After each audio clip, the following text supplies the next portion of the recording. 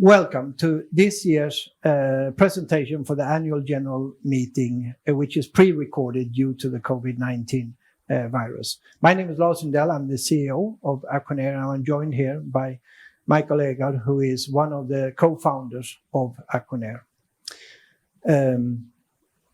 Due to the COVID-19, we get a lot of questions on how it will affect Acconeer, and the answer to that is that from a development point of view, we see no problems. We will be able to develop as planned. Most of our employees can work from home if they wish to do so. On the supply side, we are in a fortunate situation, which means that we don't have any issues with supply.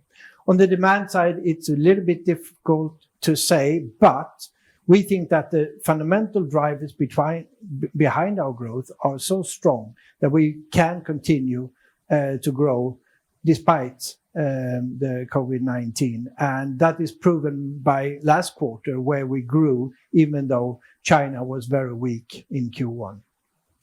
This presentation will be have a format same as last year, which means we will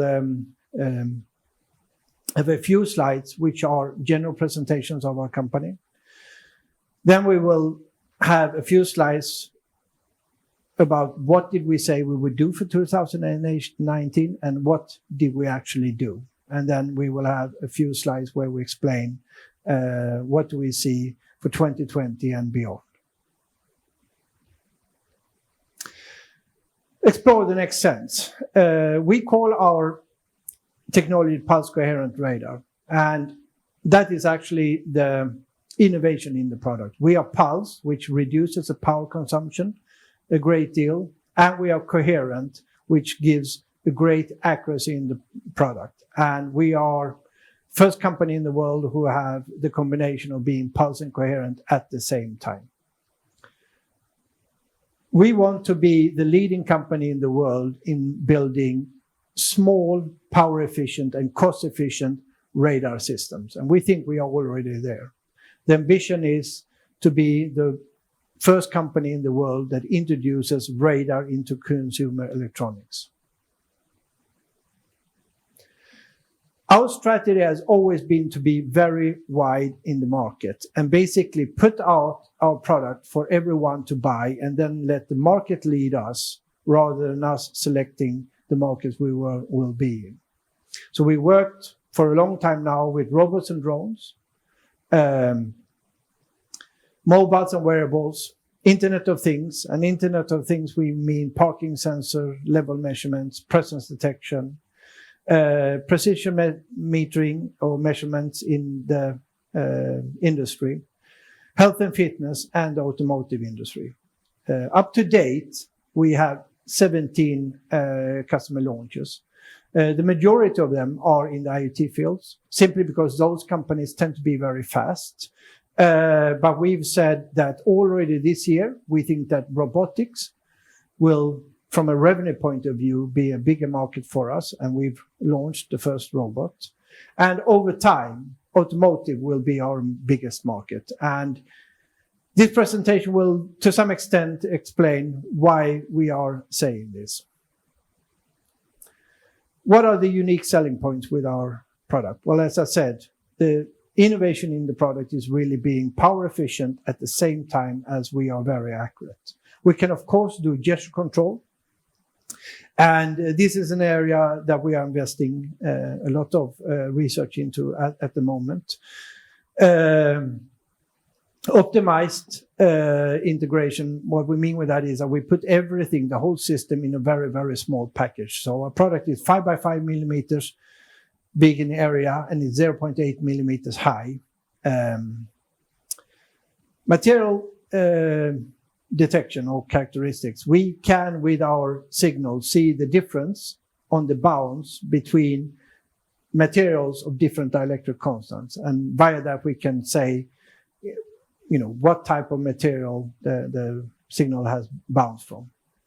And finally, robustness. What we mean with robustness is nothing particular with our radar, but it's radar as a technology versus other technologies. We can only be interfered by other devices in the same frequency band as we are. There are no natural sources of interference such as dust, light conditions, temperatures, etc. We can also be integrating behind thin plastic or behind glass, which means that we don't need an aperture to look out. For all of the other sensors that need an aperture, if that aperture becomes dirty, then the sensor becomes blind. A radar does not have that problem.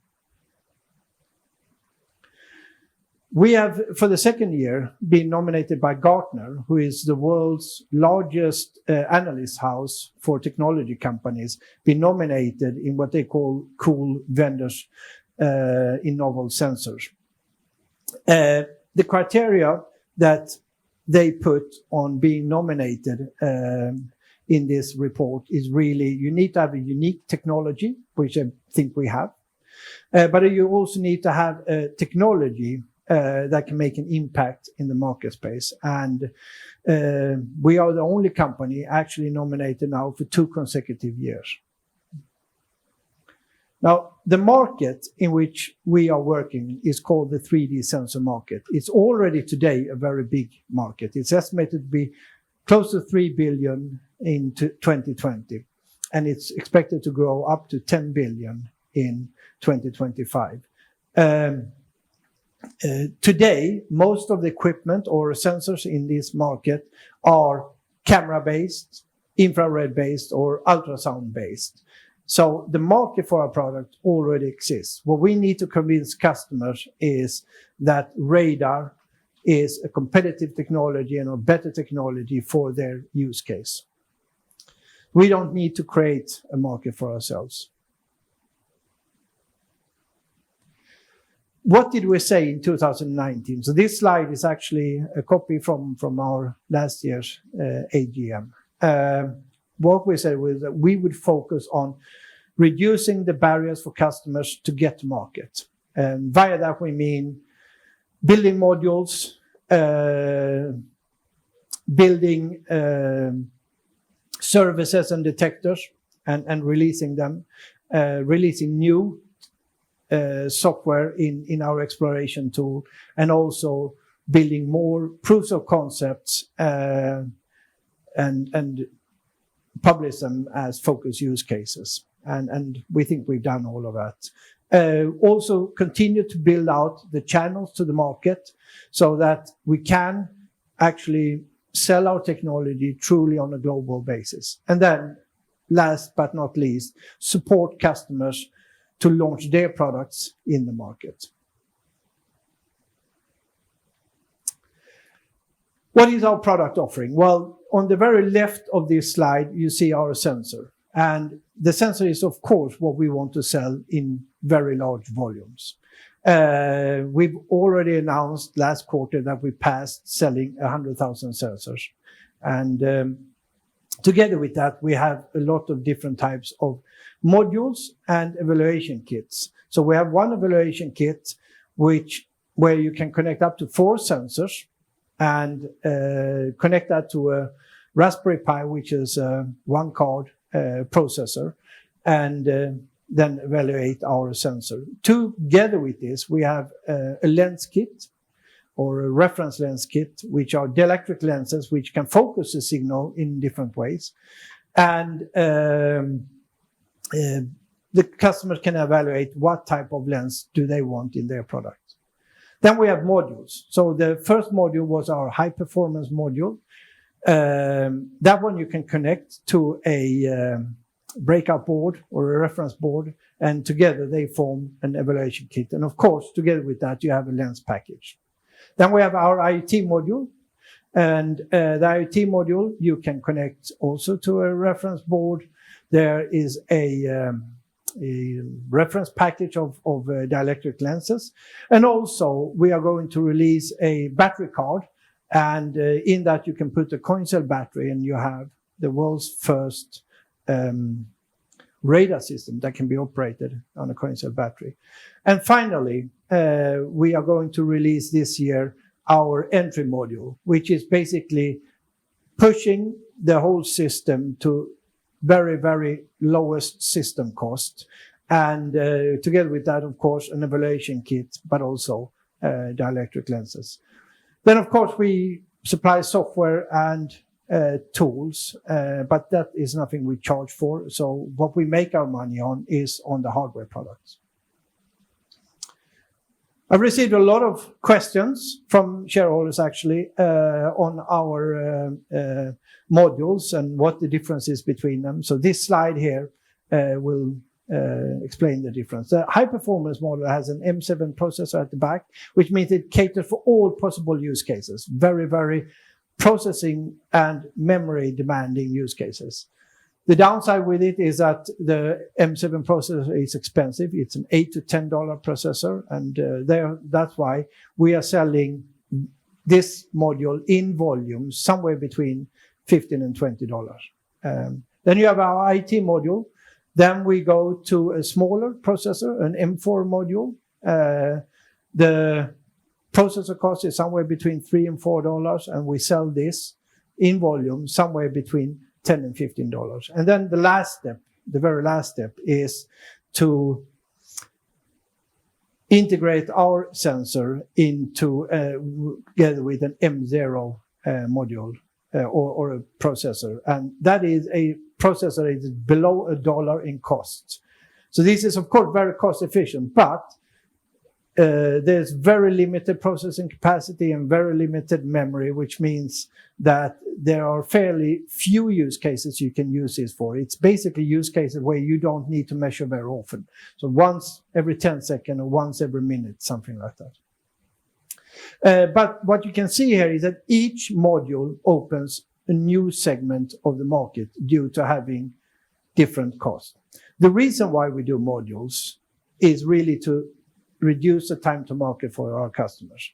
Our customers can take a module, put it in their device, and get that device to market and get feedback on their product very quickly. That saves them 6 to 9 months.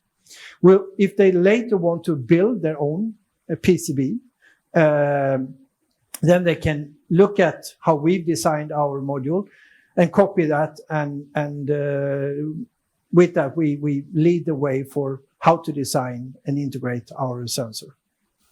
So this is to explain a little bit more about our product offering and to do some of the demos. So Mikael here will help me with that. Yes, absolutely. So let's start by having a closer look at the IoT module. So it features the Acconeer A11 sensor on the front, of course. And on the back side, we have a Nordic M4 processor with Bluetooth support. And in the module, there is also a Bluetooth antenna. So this product we set out to create specifically for the IoT market. And that means tough requirements. You need to be able to do reliable measurements over a long time, several years, and work from update rates ranging from 1 per second to 1 measurement per day. So this, of course, puts very tough requirements on the power consumption of the sensor. And we've done a lot of hard work, and now you can actually count the power consumption in these applications rather in microwatts than in milliwatts. So we reached the goal of being able to run this product on a coin cell battery for several years. And the product has been in the market for about 6 months, and the reception from customers so far has been very, very good. So we have sold to date more than 300 evaluation kits for the IoT module itself. And as I said, you can connect it to a coin cell battery. So here we have one potential implementation that the customer can do. So here we put the module together with the battery PC and a coin cell battery in a plastic housing. We have a lid in the shape of a lens, in this case, put on top. And this could be made into a waterproof product that can live out in the field for a very long time. And what it can do in the field is that it can measure vibrations, it can measure human movement in a certain area, and it can also be used to detect distance measurements very accurately, for example, in a tank level measurement application or waste level. So in this way, we have a mobile phone application receiving the distance measurement from the IoT module to my hand. And it's tracking the distance accurately like this.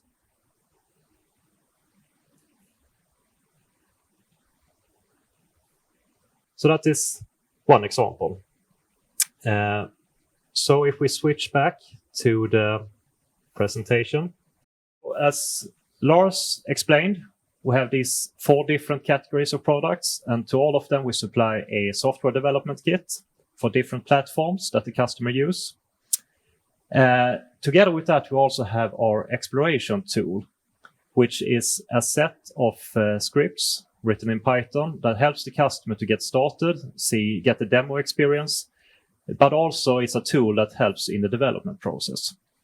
And the software and the tools here we have spent a lot of effort in during the last year. And we have done it in the context of how to help the customer to get to launch of their product. And that is what is illustrated in this flow chart. So starting from the get inspiration, online, trade shows, direct sales, the customer in some way gets inspired and wants to use our sensor. They get the hardware from one of our distributors, download the software and the tool, and start to evaluate a use case. And this is the point where they make the decision to go for a project to include our sensor in their product. And as I said, the focus has been on the later parts here, on the system design, hardware and physical integration, and system software design. And the way that we help the customer in those phases is primarily through very clear documentation and tools, layout, examples, etc. that they can use. We also provide support online or dedicated support in customer projects where we help the customer through these different steps.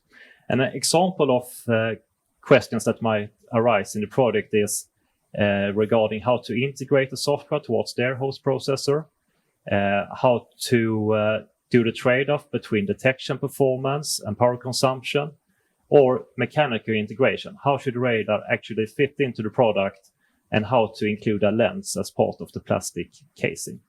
And all of that we help the customers with. And we're running a number of those projects right now, and our aim is to grow that number during this year. In the center here, you see fast track for focus use cases. I will come back to more in detail what we do there to help the customer even more to get a product to launch for specific applications. One thing I would like to mention that we have added is the Innovation Lab. And it's part of the Get Inspired process for the customer. And it's a new feature that we have on our website where we are more playful and where we add early ideas to help customers and distributors and sales agents understand our offer and what can be done with it. And one example of that is the speaker demo, which we have added to that website. You might have seen it before. You can start it with a gesture like this. You pause it. You can start it again. You can decrease the volume, increase the volume, activate the swipe function, and then flip to your songs like this, back and forth, like that, and then pause again. So that is one example that we have at the Innovation Lab, and we'll be adding more and more features and examples here shortly. If we continue, the gesture demo you saw just now is built on our software, and in particular it's built on one of our services. So a service is the high quality data stream that you get out from the sensor. So it's pre-processed in different ways. This is the interface where many customers start to work from, developing their own algorithms and their own application. So what we also add to our offer is detectors. And a detector is a part of our software that takes the high quality sensor data as an input from the service and provides a result as an output. So it could be a distance, a motion, or angle, or something similar. And we do this to help the customer even more to get to the market as quickly and as with low cost as possible. Taking it one step even further, we have defined a set of focus use cases where we also provide a reference application for the customer to use and include in their product.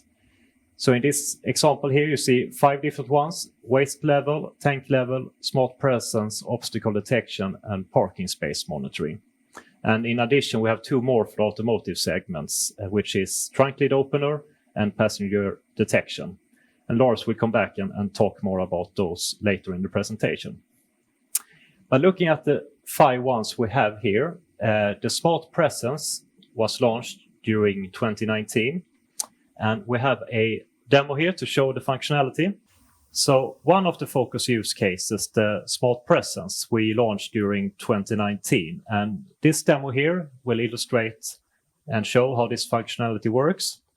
So to the right here, we have 6 different sectors indicating the different distances from the radar. And the radar sits here on the center table.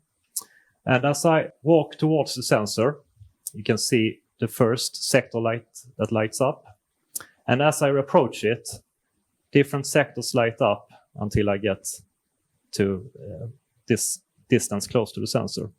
And different devices like vending machines, automatic doors, or light switches can use this information to act in different ways, to separate a person approaching or moving away, or just moving alongside the sensor.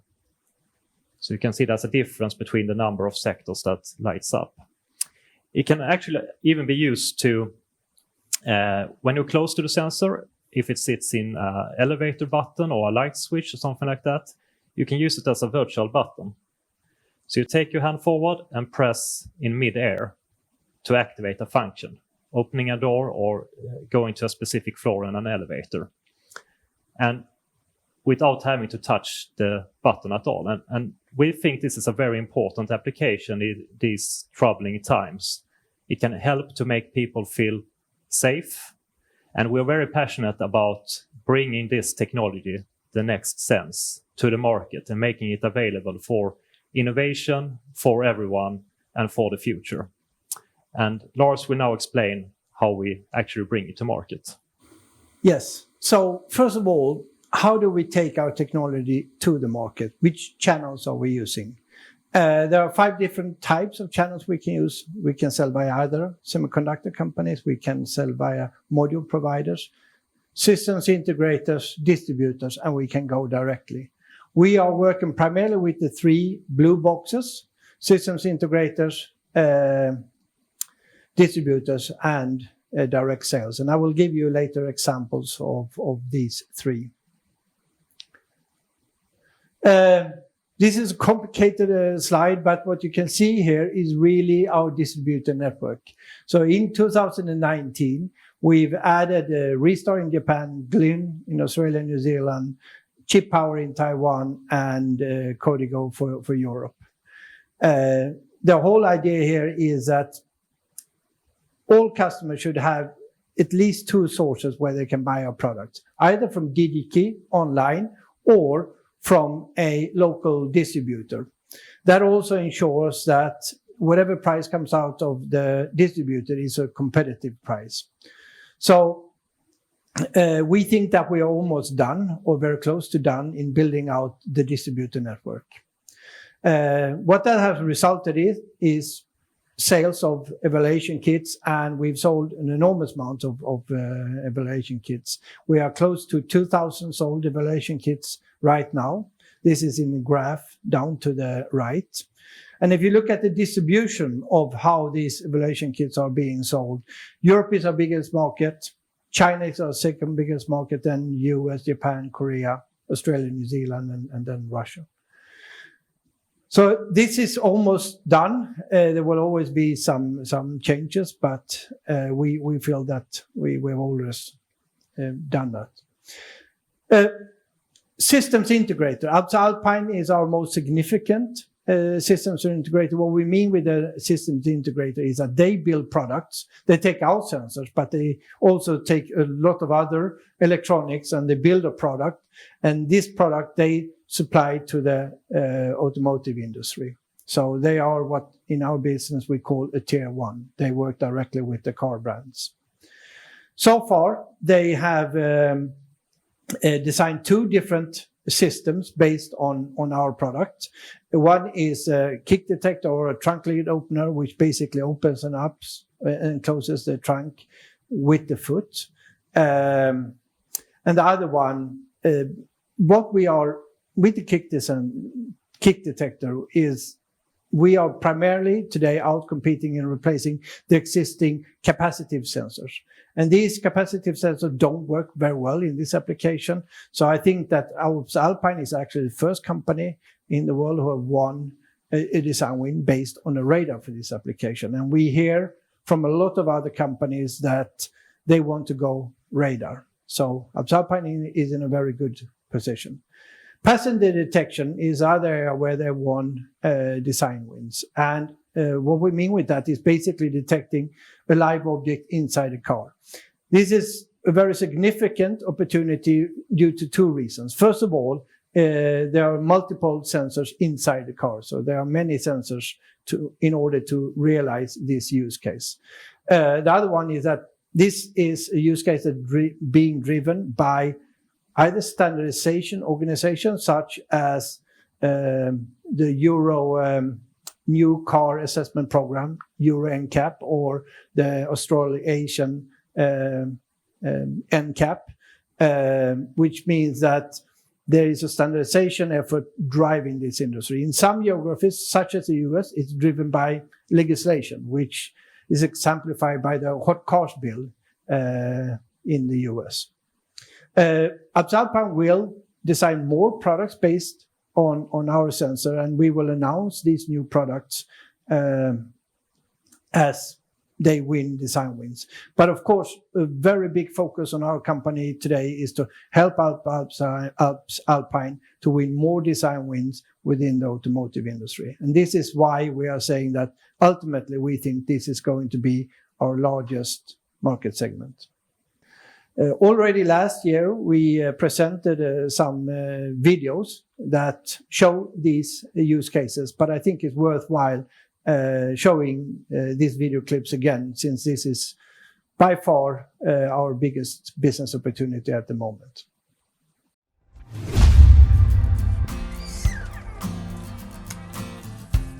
Acconeer radar sensors provide extensive opportunities for human-vehicle interaction, including the detection of a human presence and accurate event measurement and tracking. Radar sensors allow intuitive and smooth control of vehicle functions to be achieved.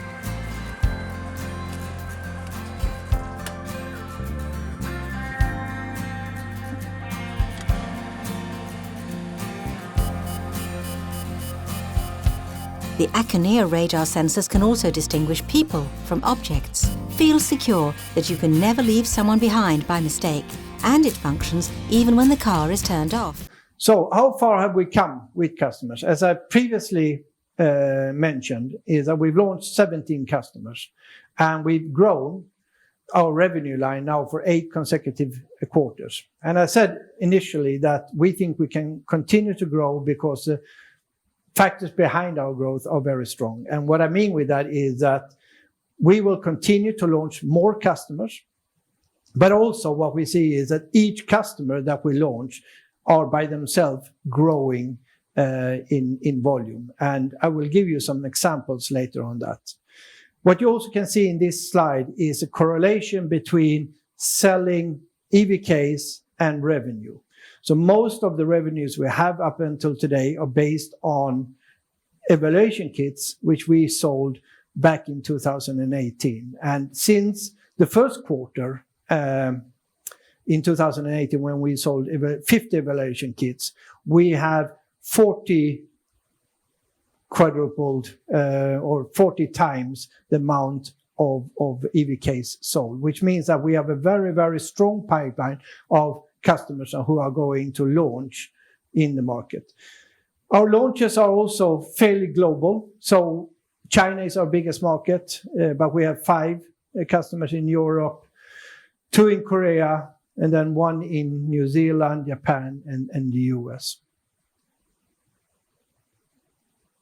Here are some examples. We are publicizing what we call customer stories, and with those we have a an agreement with the customers that we can present their products and why they've selected us. So the first one is a product called the Lovot by a company called GrooveX, which is a very famous startup in Japan. It's founded by Kaname Hayashi-san, who is a former head of SoftBank Robotics. His vision is to build a robot that brings love and happiness into people's life, like a pet does, but maybe for people who have very busy lifestyles, they cannot manage to have their own pet.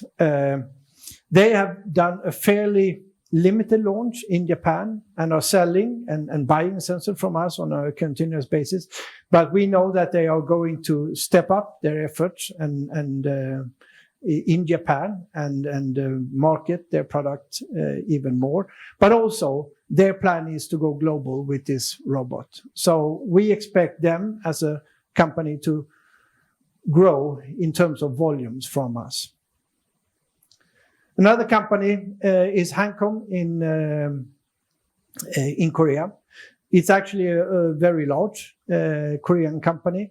The division that's buying sensor from us is Hancom Mobility. They are what we call a MaaS service, which stands for Mobility as a Service, or other people know it as a sharing economy. But they are building a platform for different types of services where people can share resources. So in this case, it's a parking where, if you're not on your parking place, someone else can park there and you can make an income from that. They are primarily rolling out this in Seoul today, but of course they are going to expand that to whole of Korea and maybe also take this service on a global scale. So again, it's an example of a company who are already continuously buying sensors from us, but we expect them to buy more over time. And finally, we have Tel China, which basically is a sewage level meter. They measure the levels in sewages, and it's a fairly recent launch. So they've made some installations, but of course, their ambition as a smart city company is to grow all over China. So these are examples of what we've done during 2019. So going back to the initial slide, what we work very hard with is reducing the barriers for customers to launch, which we've done with modules, services and detectors, exploration tool, and focus use cases. We have built out the channels to the market, and we are almost done with that. And we have supported customers launching in the market, so we get references towards other customers. And status today is 17 confirmed launches. So what are we going to do in 2020? Well, we are going to continue to focus on cost of our product. And what we mean with that is not only the cost of our sensor, so we can sell it cheaper, but also the system costs. And the module XM132 is a typical example of what we do in order to improve the system costs, which means that the cost for the customer to build a product and take that to the market.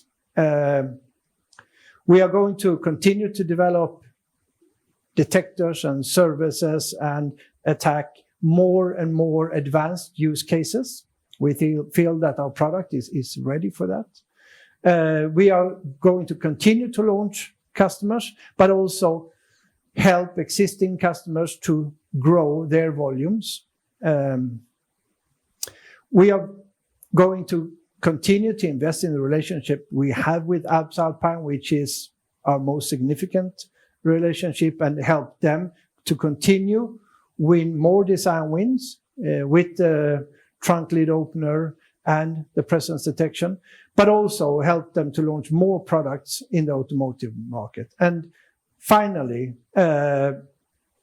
we are going to aim for very, very large consumer electronics companies. So usually what they ask from a company like us is on the product side, they want to see a proven product for that use case, but also that we have all of the certificates that we need to sell. And that is a box we can tick today.